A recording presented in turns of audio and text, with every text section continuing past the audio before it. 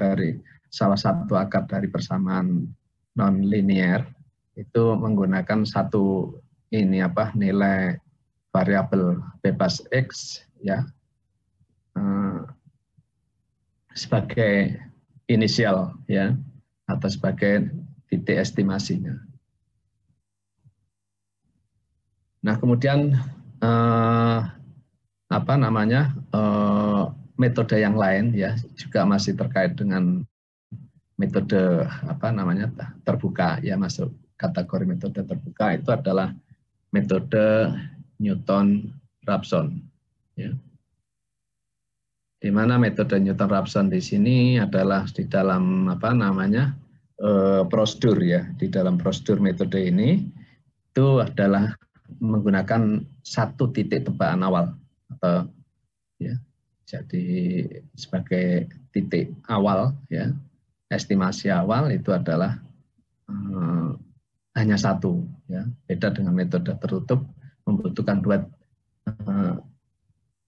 titik ya, atau dua nilai inisial dari variabel bebas. Nah, kemudian di dalam metode Newton-Raphson di sini adalah pendekatan ya untuk mengestimasi titik ya, atau pendekatan berikutnya ya. Itu adalah berdasarkan pada garis slope ya, slope daripada garis singgung pada titik awal ya. Jadi dari titik awal itu ya, kemudian ditentukan nilai fungsinya, kemudian ditarik garis singgung melalui titik tersebut, yaitu fx ya, jadi yx ya, pada titik yx ya, ditarik garis singgung.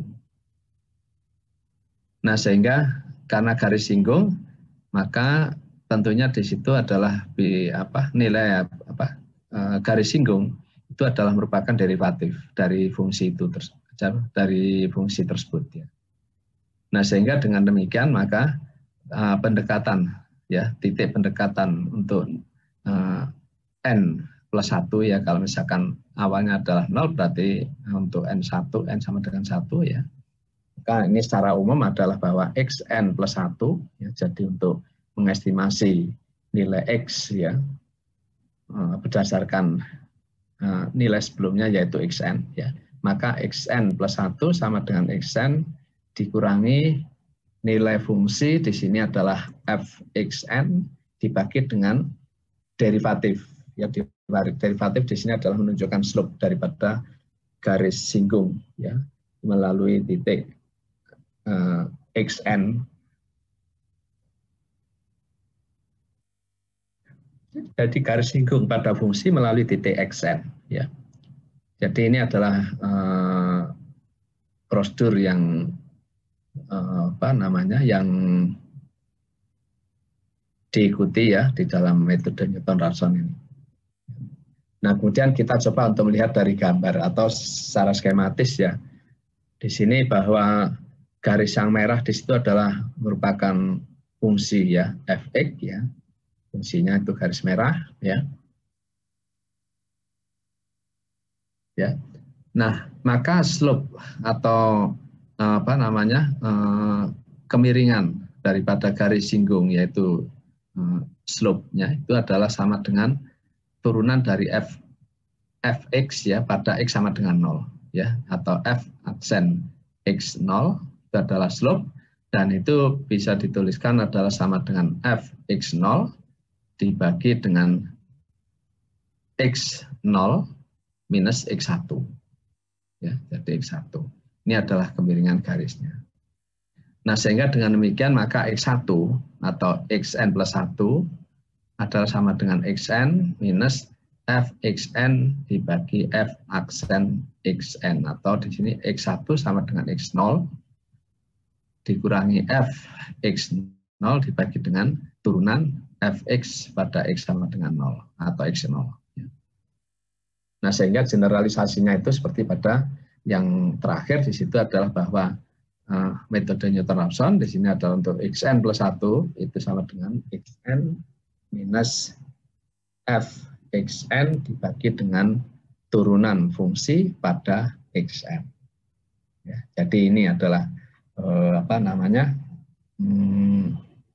rumusan dari metode Newton-Raphson. Ya. Nah, sehingga dari gambaran tersebut, maka kita bisa membuat kira-kira prosedur ya, guidance untuk algoritma untuk metode Newton-Raphson di sini adalah pertama tentunya adalah mendefinisikan fungsi ya. Jadi mendefinisikan fungsinya dulu ya, kemudian juga menentukan turunannya. Ya, fungsi turunannya ya, atau derivatifnya ya. Nah, kemudian setelah fungsi dan derivatifnya sudah terdefinisi, maka kita menentukan besarnya toleransi yang ingin dicapai ya, dari perhitungan atau kalkulasi ini, dan juga iterasi maksimum ya, n iterasi maksimum ya, karena ini sebagai batas ya. Jadi mungkin ya ketika tidak dibatasi ini ya, maka dia akan looping terus sampai ditemukan nilai yang memenuhi syarat toleransi. Nah, itu kita tidak tahu ya, tergantung pendekatan tersebut ya. Maka selain dibatasi dengan toleransi ya, jadi kalau toleransi terpenuhi selesai ya. Kalau toleransi tidak terpenuhi terus, dia muter terus, maka sebagai kontrol itu adalah jumlah iterasi ya, 10, 20, 30, 100, 1000 terserah. Jadi kalau toleransi tidak tercapai, ketika counter sudah mencapai batas maksimum iterasi, maka dia stop. Dan hasilnya yaitu hasil apa yang dicapai dari hasil perhitungan itu adalah merupakan hasil. Ya, ini jadi kontrol di sini ada dua ya, di step 2 ini kontrolnya adalah dari nilai toleransi dan iterasi maksimum. Nah, itu mana yang terpenuhi lebih dulu itu yang akan menjadi pengendali itu ya. Nah, setelah itu ditentukan, kemudian kita menentukan pendekatan nilai awal yaitu X0. Nah, X0 ini bisa ditentukan dengan Anda menggunakan grafis ya, gambar pakai Excel grafis fungsinya ya. Kemudian nanti Anda pilih salah satu titik sebagai pendekatan awal sebagai X0 ya. Atau menggunakan tabulasi ya. Tapi mungkin alangkah baiknya mungkin dengan menggunakan gambar akan lebih mudah untuk menentukan X0-nya. Ya. Nah, kemudian setelah X0 diperoleh, maka kita menghitung fungsi pada X0 ya, nilai fungsi pada X0 dan nilai fungsi pada derivatif nilai derivatifnya pada X0 ya. Jadi ini adalah slope garisnya.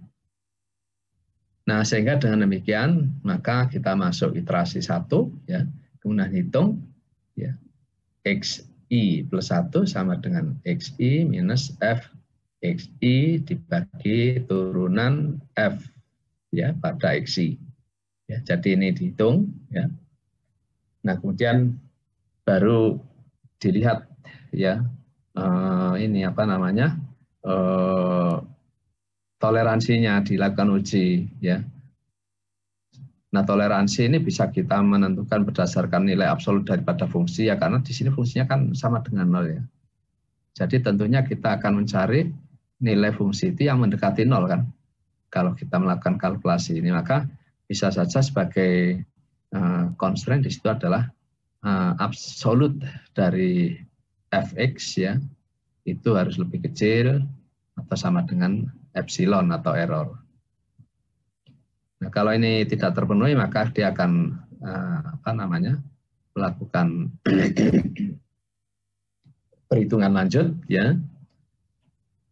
Kalau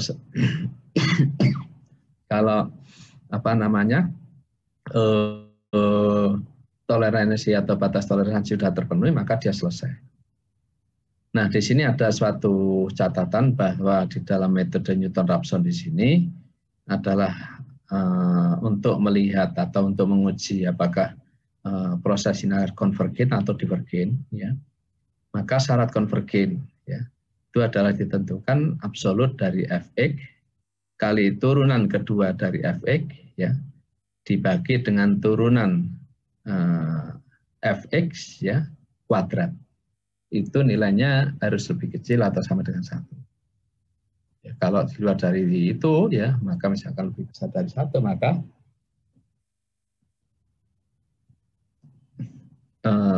fungsi tersebut, ya, dengan metode Newton-Raphson itu ada kemungkinan dia akan divergen, ya, atau menjauh, ya, atau solusi tidak ditemukan.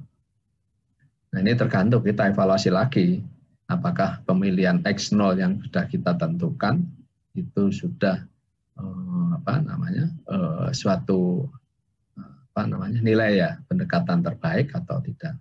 Kalau nilai X0 itu tidak tepat, maka menyebabkan persyaratan konvergensi ini tidak dipenuhi, maka tentunya fungsi tersebut adalah divergen, ya.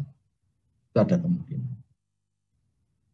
Oke, jadi saya kira jelas, ya, metode Newton-Raphson itu hampir sama, ya. Jadi cuman yang batas menentukan adalah bagaimana menentukan xi plus 1-nya, yaitu menggunakan slope daripada garis singgung. Ini contohnya, misalkan adalah persamaan atau fungsi x minus e pangkat minus x sama dengan 0, ya, di mana x0-nya adalah 0. Nah, maka turunan dari fungsi ini adalah sama dengan 1 plus e pangkat minus x. Sehingga fx0 sama dengan minus 1 dan nilai turunan pada x0 itu sama dengan 2. Nah, sehingga kalau di sini kita masukkan, maka x1 itu sama dengan x0, ya, mana x0-nya adalah 0, dikurangi fx0 dibagi f atau turunan fx0, ya. Di sini adalah minus 1 dibagi 2, maka nilai x1-nya adalah setengah, ya. Dari x0 0, x1-nya setengah. Nah, kemudian kalau iterasi berikutnya, ya, tadi, ya, maka fx1, ya, jadi fx1 kemudian turunannya x1, nilainya adalah fx1 sama dengan minus 0,106631 dan nilai turunannya adalah 1,60653. Nah, sehingga dengan demikian maka x2 bisa dihitung juga, nilainya adalah 0,566 dan seterusnya, ya. Sehingga kalau kita batasi di sini, ya, dengan nilai fungsi, itu kita bisa lihat bahwa pada x3, ya, x3 yang nilainya adalah 0,5674143, maka f3-nya adalah minus 1,96 10 pangkat minus 7. Jadi sudah cukup kecil, ya. Jadi kalau ini diabsolutkan itu sudah mendekati 0, ya. Jadi 0,00000000196. Ya, jadi sudah cukup kecil. Nah, sehingga dengan demikian maka dari contoh soal tadi akar daripada x3 diperoleh pada iterasi ketiga yang besarnya adalah 0,5674143. Oke, ya, jadi mudah juga, ya, enggak sulit, ya. Oke, ini tadi hitungan tadi, ya. Ini contoh yang lain, ini bisa bisa dicoba sendiri juga, ya, dengan Excel atau dengan. Oke, nah ini ada sedikit catatan tentang metode Newton-Raphson, ya, terkait dengan bentuk kurva atau grafik, ya, dari fungsi, ya. Nah, misalkan kita mempunyai fungsi seperti pada gambar ini, ya, di mana di situ dia mempunyai nilai maksima dan minima, ya. Jadi nilai puncak dan nilai lembahnya, ya. Jadi maksimum dan nilai minimumnya, ya. Minimum puncak, ya. Jadi, nah, metode ini tidak dapat digunakan ketika titik pendekatan berada pada titik ekstrim, yaitu titik puncak di sini, ya. Karena apa? nanti derivatifnya itu adalah bernilai 0. Nah, kalau derivatifnya sama dengan 0, maka kalau dibagi, maka dia sebagai pembagi, maka sesuatu atau fx dibagi 0. Maka nilainya menjadi tak berhingga kan. Jadi tidak ditemukan nilai untuk f dibagi fx derivatif fx ya. Jadi, nah ini adalah kondisi khusus ya yang mungkin ditemui dengan aplikasi atau penggunaan metode Newton-Raphson. Nah, maka untuk menghadapi persoalan seperti itu ya, maka setelah kita tahu, maka pendekatan berada pada titik puncak, maka harus sedikit digeser. Ya. Digeser ke kiri atau digeser ke kanan dengan sebesar nilai tertentu, yaitu delta. Ya. Jadi nilai estimasi awalnya menjadi xi plus x sama dengan xi plus delta. Ya, di mana nilai delta ini adalah skala translasinya atau skala ini untuk menggeser ya, cara untuk menggeser sebesar delta. Nah, sehingga nanti supaya tidak berakibat bahwa turunannya itu nanti bernilai 0 atau slope-nya sama dengan 0. Nah, itu adalah kondisi khusus terkait dengan metode Newton-Raphson. Nah, kemudian catatan yang kedua adalah bahwa untuk menghindari titik-titik pendekatan yang berada jauh ya, dari titik, sebelum menggunakan metode Newton-Raphson ini didahului dengan metode yang lebih sederhana, yaitu metode tabel atau langsung digambar fungsinya untuk melihat nilai fungsi ya, nilai 0 yang tepat. Ini adalah metode Newton-Raphson. Sampai di sini mungkin ada pertanyaan?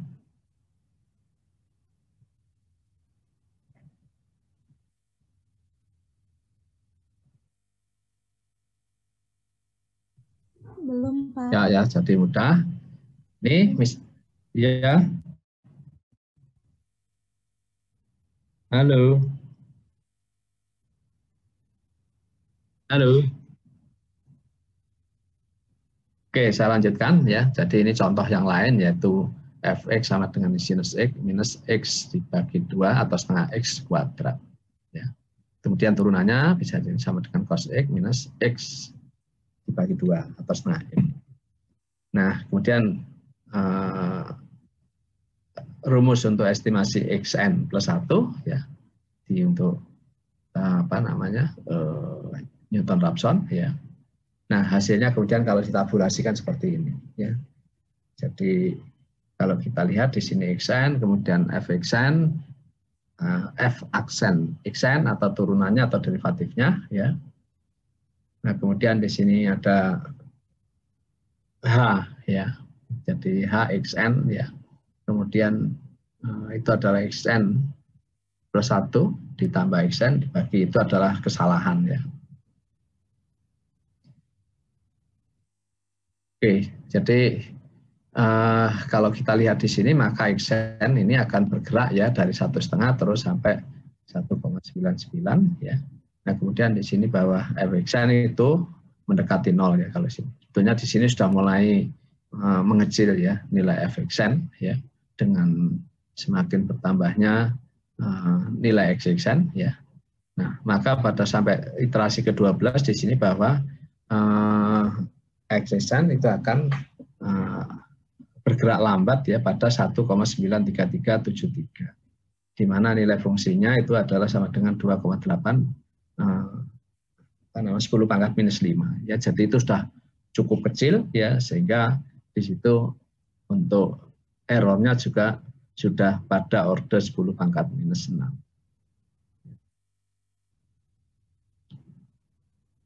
Oke, ini ya. Nah, saya kira kalau algoritma ya seperti sebelumnya kan, ya jadi di sini persoalannya adalah pada penentuan xn plus 1-nya.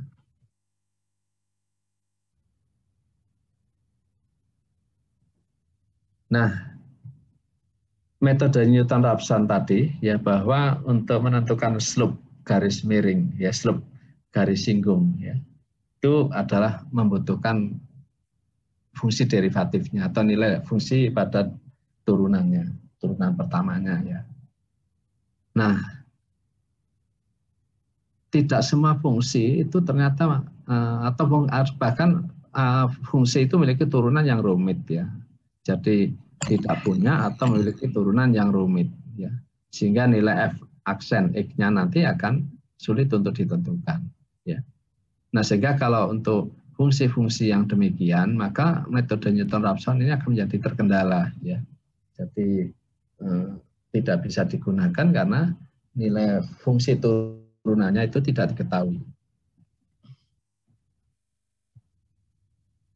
Nah, metode secant ini adalah untuk mengatasi persoalan tersebut. Ya, jadi untuk mengatasi persoalan tersebut terkait dengan turunan, maka metode secant ini yang lebih mudah atau untuk mempermudah tadi persoalan tadi. Nah, sehingga turunan fungsi itu dihilangkan, ya tidak lagi menggunakan itu, tapi menggunakan bentuk yang ekivalen, tapi bukan garis singgung. Nah, metode modifikasi metode Newton-Raphson ini yang kemudian diberi nama adalah atau dikenal dengan metode secant. Metode secant. Nah, metode secant itu bisa dilihat pada gambar ini ya. Jadi merah itu adalah fungsinya ya. Kemudian XR itu adalah nilai X ya, pendekatan awal ya, pendekatan awal. Nah, kemudian dia ditarik garis lurus melalui fungsi ya, fungsi pada titik X yang lain, yaitu pada R-1 ya, yang melalui titik R-1. Nah, kalau ini ditarik garis lurus nanti maka yang memotong sumbu X itu adalah XR plus 1. Nah, sehingga dengan menggunakan geometri persamaan garis ini yang melalui XR dan XR-1 ya, maka turunan itu bisa didekati ya, didekati. Jadi bukan nilai turun tapi bisa didekati dengan geometrinya. Maka f aksen X itu bisa sama dengan delta Y dibagi delta X. Itu sama dengan f XR minus f XR minus 1 dibagi XR minus XR minus 1. Nah, kalau metode Newton-Raphson kan XR plus 1 sama dengan XR minus f XR dibagi f aksen XR ya, atau turunan atau derivatif pada XR. Nah, sehingga kalau bentuk ya slope ya, garis lurus dari metode secant dengan Newton-Raphson ya, dengan mengali itu ya, maka turunan yang sulit untuk digunakan dengan pendekatan ya. Nah, pendekatannya adalah fxr minus fxr minus 1 dibagi xr minus xr minus 1. Nah, sehingga akan diperoleh bahwa xr plus 1 atau xn plus 1 sama dengan xr ya, minus fxr kali xr minus xr minus 1 dibagi dengan fxr minus fxr minus 1. Ya, jadi metodenya yang bedakan antara metode Newton-Raphson dengan metode secant itu adalah ini. Ya, kalau metode secant tidak membutuhkan nilai fungsi turunan ya pada titik pendekatan. Oke, jadi saya kira tidak sulit ya, sama algoritmenya juga mirip ya, semua dari mulai metode biseksi dan seterusnya itu adalah hampir sama ya. Dan metode secant ini juga sama sebenarnya dengan metode Newton-Raphson, cuman yang membedakan adalah cara penentuan XR plus 1-nya, ya, cara pendekatannya, yaitu berdasarkan nilai slope pendekatan.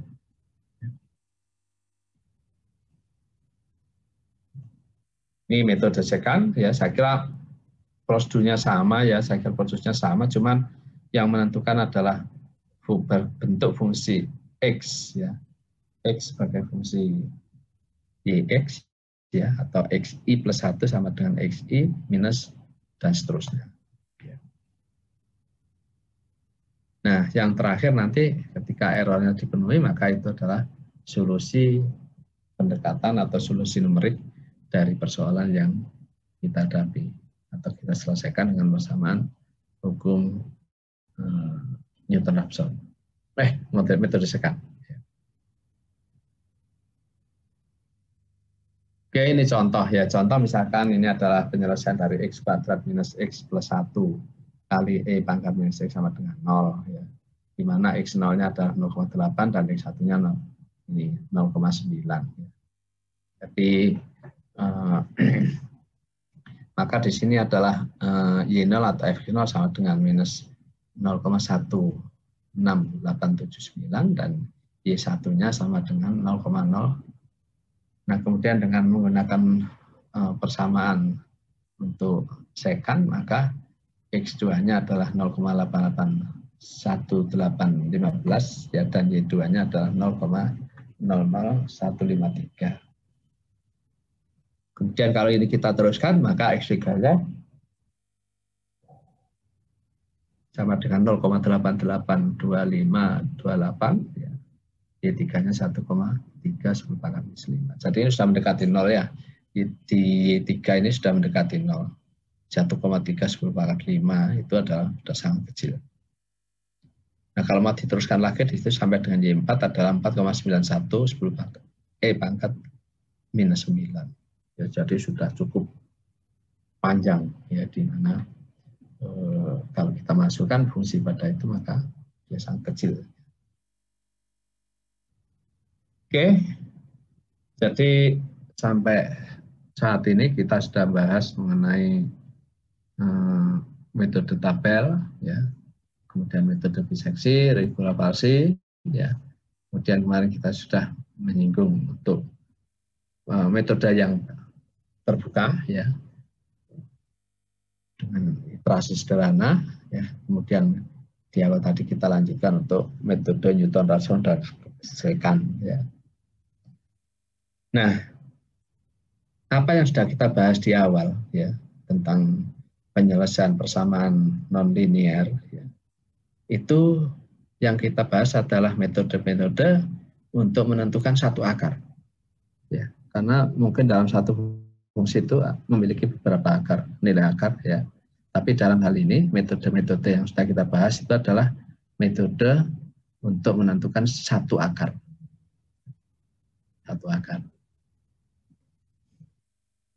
Nah, seringkali kita ingin mengetahui atau menentukan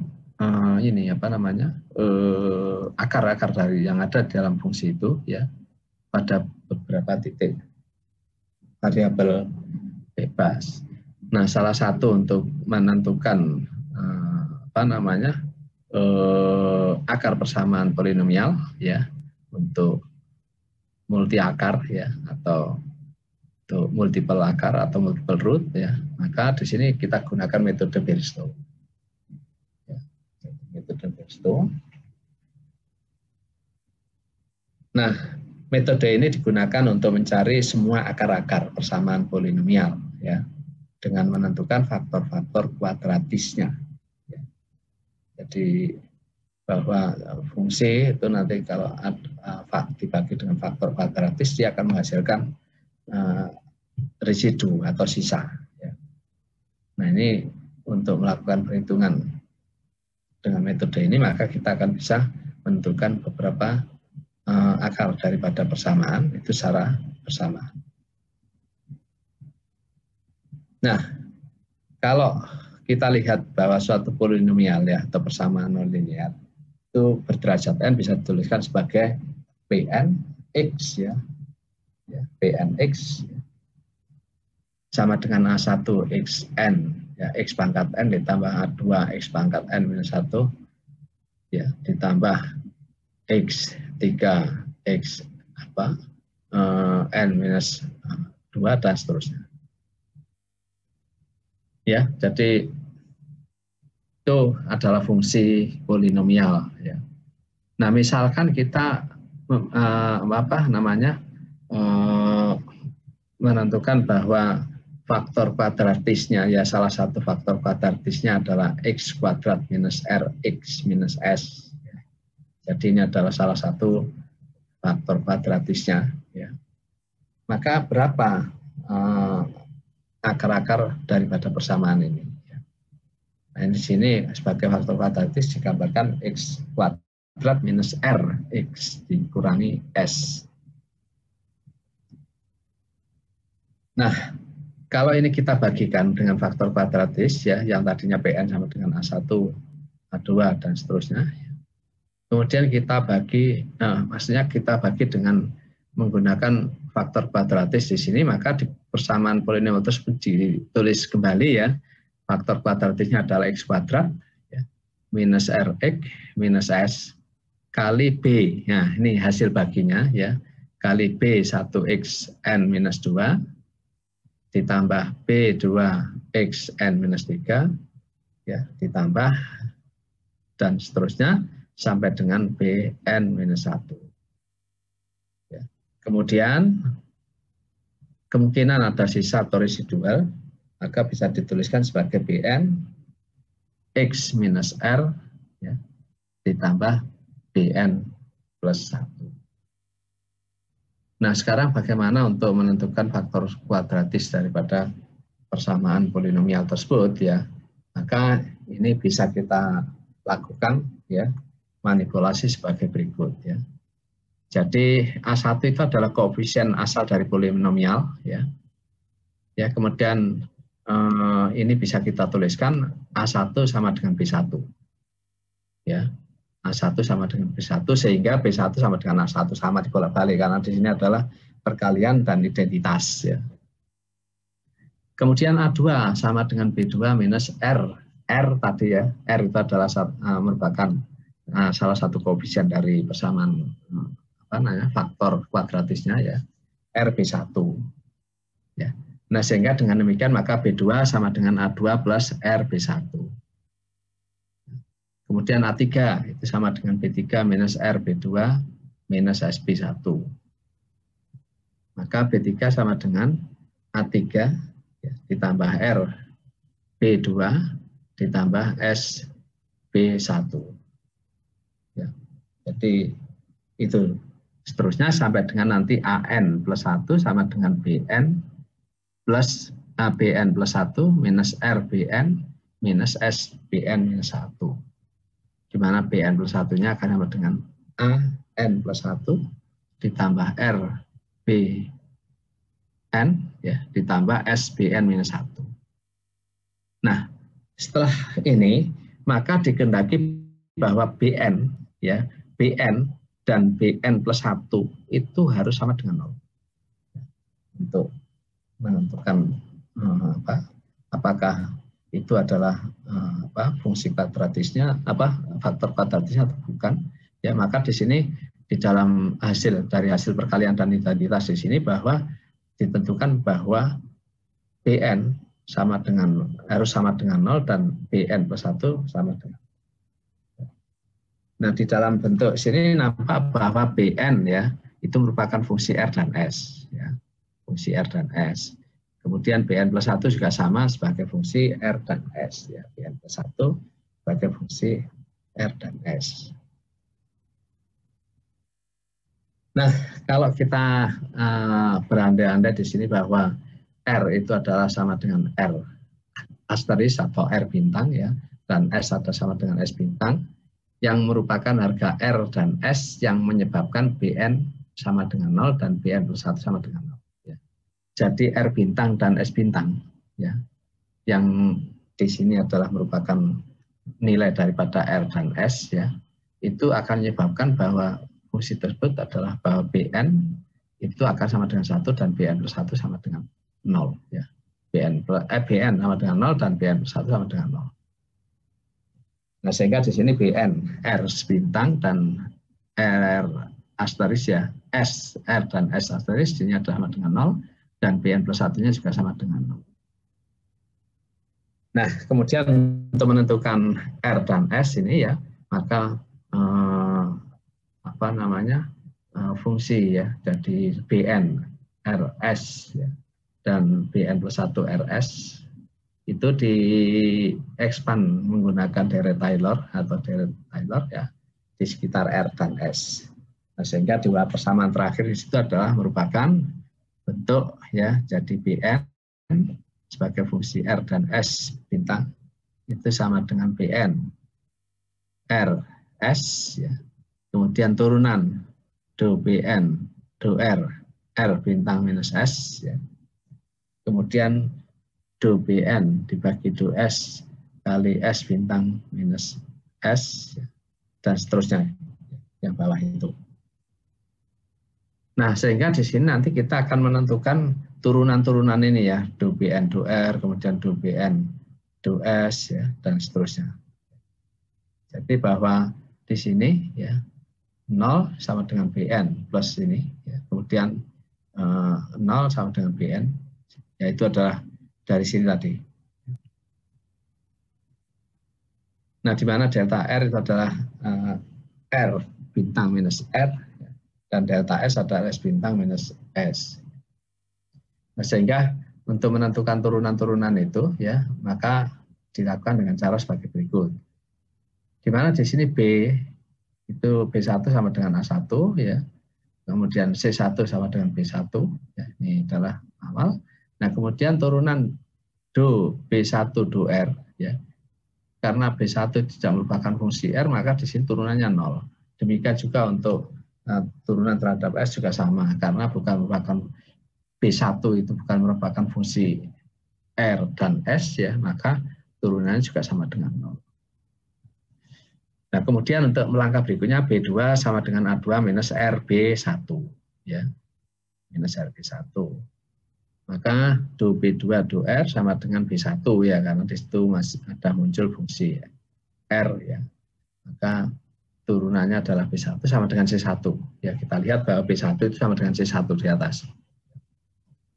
Dan seterusnya, kita turunkan terusnya. Ya, jadi semakin bawah nanti akan ada fungsi R dan B sebagai fungsi RS dan S sebagai fungsi B sebagai fungsi RS ya. Oke. Ini sama masih lanjutan ya, turunan sampai di sini BN plus 1 ya, nanti do BN sama dengan CN dan seterusnya. Oke, jadi mungkin bisa dipelajari lebih ini ya. Saya sebenarnya nggak sulit, itu nanti akan lihat. Nah, kemudian di sini untuk menentukan R dan S bintang atau arteris dari harga R dan S, ya, maka di sini Cn minus 1 delta R ditambah Cn minus 2 delta S itu sama dengan minus Bn. Nah, sehingga dari sini delta R dituliskan seperti ini. Demikian juga untuk delta S ya, itu juga bisa dituliskan akan menjadi delta S sama dengan minus Bn plus 1 kali Cn minus 1 ditambah Bn Cn ya, turunan ya, dibagi dengan Cn minus 1 kuadrat minus Cn minus 2. Oke, jadi ini adalah untuk menentukan R dan S bintang dari harga R dan S ya. Nah, ini ditentukan dari mana ya? Dari atas tadi ya. Jadi nanti setelah B dan C-nya diketahui ditentukan berdasarkan tadi prosedur tadi ya, maka baru nanti kita akan bisa menentukan delta R dan delta S-nya. Nah, kalau delta R dan delta S-nya itu diketahui, maka kita bisa menentukan R dan S trial berikutnya. Ya, jadi ini prinsipnya metode Birstow. Ini adalah saya kiranya ada di buku ajar ya, buku ajar tentang KNT ya, KNTK ya. Itu ini seperti ini kira-kira sama dengan Nah, sekarang untuk lebih jelasnya maka ini saya hari ini untuk saya akhiri sampai di Birsto ya, berarti artinya bahwa topik tentang persamaan non linear sudah selesai ya. Nanti minggu depan Rebo ya, nanti kita akan mulai topik bahasan baru yaitu sistem persamaan linear. Oke, jadi ini misalkan kita punya suatu fungsi ya, x pangkat 3 minus 6x kuadrat plus x minus 6 sama dengan 0. Nah, kemudian kita diminta untuk mencari akar-akar dari persamaan atau fungsi ini ya, di mana toleransi yang diizinkan adalah 0,05. Nah, kemudian di sini bahwa nilai pendekatan awal R dan S itu sama dengan 0. Ya, jadi R sama dengan 0 dan S sama dengan 0. Oke. Nah, cara menggunakan persamaan metode Birsto ya. Jadi di sini yang baris pertama ini ya, ini kan koefisien dari fungsi ya. 1, minus 6, 11 dan minus 6. Ya. Oke. Nah, kemudian kita menentukan B kan ya. Di sini adalah BN minus 1, BN minus 2, ini adalah BN plus 1 ya. Jadi nah kemudian di sini itu adalah ini untuk R sama dengan 0 dan S sama dengan 0, maka di baris 2 di sini ya, di baris 2 di sini bisa kita lihat di sana ya. Kita lihat di sini. Nah, ini ya. Jadi tadi kan B1 sama dengan A1, B2 sama dengan A2 ditambah R B1 ya. Kemudian B3 sama dengan A3 ditambah R B2 plus S B1, ini muncul S. Kemudian sampai dengan BN itu sama dengan AN plus RBN minus 1 ya. Jadi kalau ini A3 maka di sini B-nya 2, maka di sini adalah ini N, maka di sini N minus 1. Kemudian untuk SBN minus 2. Kemudian untuk BN plus 1 ya, sama dengan AN plus 1, RBN ya, plus SBN minus 1. Itu asalnya sini. Ya, jadi tadi baris kedua yang pertama kan koefisien A1, A2, A3 dan seterusnya ya. Di situ N-nya kan 3 ya, karena N plus 1 kan 4. Ya, N plus 1-nya 4, maka di sini sebagai N-nya adalah 3 tadi contoh soal tadi. Ya. Kemudian di situ ada RB1, RB2, kemudian SB1, SB2 dan seterusnya. Ya.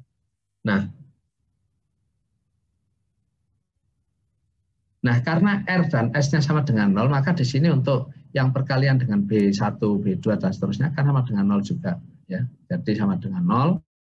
Kemudian yang ada komponen S, ya, jadi perkalian antara S ya kali B1 dan seterusnya, ya itu juga sama dengan 0 karena S-nya 0. Ya. Jadi sesuatu kalau dikalikan 0 kan 0. Nah, sehingga ini kalau kita jumlahkan kan, ya kalau dari persamaannya kita jumlahkan. Mana? Nah, dari sini kan dijumlahkan ya. Jadi untuk B1 itu adalah A1, tidak ada lagi ya, hanya 1. B2 sama dengan A2 ditambah R B1 karena R-nya 0, maka di sini adalah A2 kan. Kemudian B3 sama dia, BN-nya sama dengan B3 sama dengan A3 ditambah R. Ini sama dengan 0 kali ini sama dengan 0 ditambah S 0 kali B1 sama dengan 0. Jadi sama dengan B3 sama dengan. Nah, kemudian untuk B4 ya, maka sama dengan A4 ya ditambah R B3 ya ditambah S B1 ya B2 ya B2. Maka di sini R dan S-nya juga masih dengan 0, maka kalau dijumlahkan kan sama dengan ini ya. Jadi B1 sama dengan A1, B2 sama dengan A2, B3 sama dengan A3 dan B4 sama dengan A4 karena R dan B-nya, R dan S-nya sama dengan 0. Ya. Nah, ini hasilnya. Jadi ini 0, 0. Kemudian ini, sehingga penjumlahnya itu adalah sama dengan B. Ya. Jadi B1 sama dengan A1. Ya. B2 sama dengan B3, ya BN ini sama dengan ini. BN plus 1 di sini ada dengan ini. Nah, kemudian yang ini, yang R dan S yang berikutnya, itu adalah untuk menentukan nilai C. Cn-2, Cn-1, Cn plus 1. Ya. Nah, itu dari mana cara menentukannya? Ya. Kalau ini kan B. Ya. Nah, kemudian ini yang kita lihat di sini. Nah, ini. Ya. Jadi di sini C1 sama dengan B1. Ya. Kemudian C2 ya, C2 sama dengan B2 minus RC1. Ya. Kemudian B3 ini C3 sama dengan B3 minus RC2 SC1. Ya, dan seterusnya sampai ke bawah. Ya, jadi yang berikutnya tadi kan di sini A dikurangi RB1 ya. Kemudian apa namanya?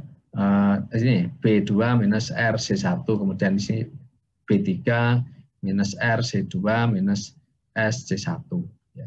Jadi ini kalau kita masukkan tadi kan ini apa sama dengan 0 juga karena R dan R-nya sama dengan 0 maka dikalikan. Nah, sehingga di sini apa C, nilai C itu masih sama dengan A juga ya. Karena apa tadi R dan S-nya sama dengan 0. Di sini adalah C3-nya adalah atau Cn 11, Cn minus 1 minus 6, Cn minus 21 dan Cn plus 1-nya sama dengan minus 6. Ya. Oke, jadi setelah B ya, B-nya sudah dihitung, kemudian C-nya juga sudah dihitung dengan prosedur seperti ini ya, maka baru kita bisa menentukan ya dari persamaan delta R sama dengan minus Bn kali Cn minus 1 ya, Cn minus 1. Nah, ini minus 6 minus Bn, Bn-nya berapa? 11 ya, Bn-nya 11. Karena di situ minus Bn maka minus 11 kali Cn minus 1-nya adalah minus 6. Kemudian ditambah Bn plus 1 kali Cn minus 2 ya, dibagi Cn minus 1 kuadrat minus Cn minus 2. Nah, di sini untuk yang iterasi pertama diperoleh delta R-nya adalah 2,4 dan delta S-nya adalah 3,4. Nah, sehingga dari sini kita bisa menentukan R bintang sama dengan R plus delta R ya, sama dengan 2,4. Kemudian S bintangnya juga sama dengan 3,4. Nah, di dalam iterasi pertama di sini absolut delta R ditambah absolut delta S itu masih di atas toleransi yaitu 5,8. Maka perhitungan dilanjutkan dengan 2. Nah, iterasi kedua menggunakan R yang baru, jadi R-nya sama dengan tadi kan 0 ya. R-nya sama dengan 0, maka sekarang R-nya menjadi 2,4 ya, dan S-nya menjadi 3,4. Untuk iterasi kedua. Nah, ini ya. Jadi R-nya 2,4, S-nya 3,4 ya. Dilakukan perhitungan dengan cara yang sama ya, dengan tadi untuk menentukan B dulu, kemudian menentukan C, kemudian dihitung delta R dan delta S. Nah, untuk iterasi kedua di sini R yang baru menjadi 1,8843 dan S-nya adalah minus 2,9788 dengan absolut delta R plus absolut delta S-nya adalah 6,8, juga masih cukup besar ya. Ya, bahwa faktor kuadratisnya itu belum ditemukan ya dengan pendekatan ini, maka dilakukan iterasi berikutnya. Nah, kalau itu kita lakukan terus ya, maka hasilnya bisa dilihat pada tabel ini. Iterasi 2 ya, tadi R-nya 1,8843 dan S-nya minus 2,9788. Di mana absolut delta R dan absolut delta S-nya ditambahkan sama dengan 6,8945. Iterasi ketiga ya, dengan menggunakan R dan S yang baru ya, 18843 dan minus 29788 ya. Terusnya, nah sampai dengan iterasi ke-6 di sini ya, iterasi ke-6 maka diperoleh bahwa R dan S-nya adalah R sama dengan 3 dan S-nya minus 2 ya. Di mana delta R absolut ditambah delta S absolutnya adalah 0,01 194. Nah, sehingga kalau di ini ya, maka bahwa R-nya kan sama dengan ini ya, 3, karena tadi kan X kuadrat minus R, X ya, minus apa namanya, minus S ya, minus S. Di ini depan. Nah ini ya, jadi faktor kuadratis dituliskan menjadi X kuadrat minus RX minus S ya. Nah, karena di situ diperoleh bahwa R-nya 3 dan S-nya minus 2 ya, maka di sini faktor kuadratisnya menjadi X kuadrat minus 3X plus 2. Oke. Nah, kemudian kalau dengan R dan S ini ya, kalau ini kan sudah RS yang diinginkan, di mana nilai 3 dan minus 2 ini itu akan menyebabkan B ya, BN dan apa ya, BN ya, itu adalah sama dengan 0 kan ya, yang diharapkan adalah sama dengan 0 ya. Nah, ini sudah ditemukan, yaitu pada R sama dengan 3 dan S sama dengan minus 2, sehingga faktor kuadratisnya ini. Dari sini nampak bahwa kita sudah tahu dari fungsi tersebut sudah diperoleh sepasang ini apa, sepasang akar ya. Jadi di sini dari persamaan kuadratik ini kita bisa menentukan 2 akar ya, dari persamaan polinomial tersebut. Nah, kemudian untuk yang terakhir di sini adalah untuk R3 dan S-nya minus 2 ya. Kemudian ini maka diperoleh bahwa di sini B-nya sudah 0, jadi sudah nggak ada masalah kan. Memang yang dicari kan itu kan. Ya, jadi B-nya di sini sudah 0. Ya. Nah, sehingga di sini bahwa dari ini maka polinomial hasil baginya adalah 1x ya minus 3 ya. Jadi 1x minus 3, B-nya sudah 0. Nah, sehingga dengan demikian maka X pangkat 3 minus 6X kuadrat plus 11X minus 6 itu adalah sama dengan faktor kuadratis dikalikan hasil baginya tadi.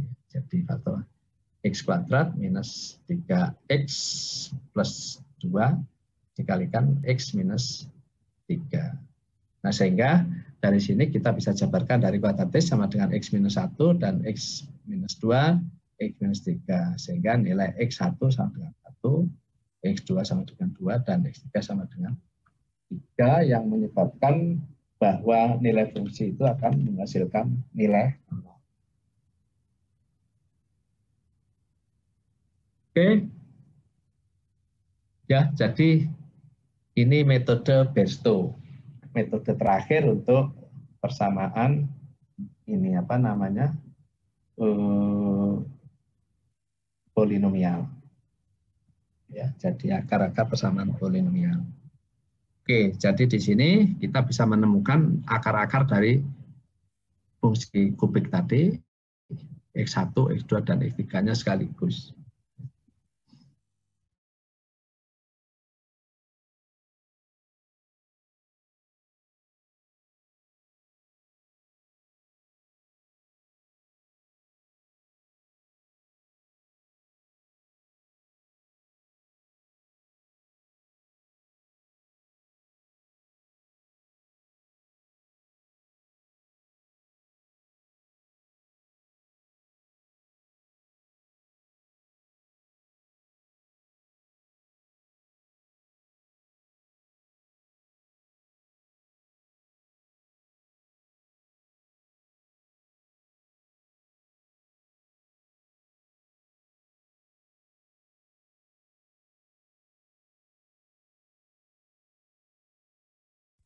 Jaringannya terputus tadi. Ya, jadi untuk pertemuan hari ini kita akhiri sampai di sini. Sebentar lagi ini PowerPoint-nya akan saya apa namanya, saya upload di Classroom. Silakan Anda download ya. Kalau tidak ada pertanyaan bisa saya tutup. Ada pertanyaan?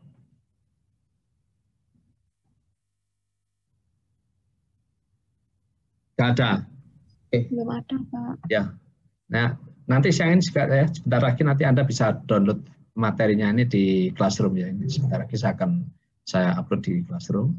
Ya, kalau tidak ada pertanyaan maka pertemuan ini akan saya akhiri ya sampai di sini. Terima kasih atas waktunya. Ini sebagai pengganti praktikum. Jadi minggu depan sudah mulai praktikum ya dengan asisten dan seterusnya. Nanti akan diumumkan lebih lanjut. Ya, jadi pertemuan ini saya tutup dan saya akhiri dengan alhamdulillahirobbilalamin. Wassalamualaikum warahmatullahi wabarakatuh. Waalaikumsalam warahmatullahi wabarakatuh. Terima kasih, Pak. Ya, nanti langsung dibuka di classroom ya. Iya, Pak. Pak.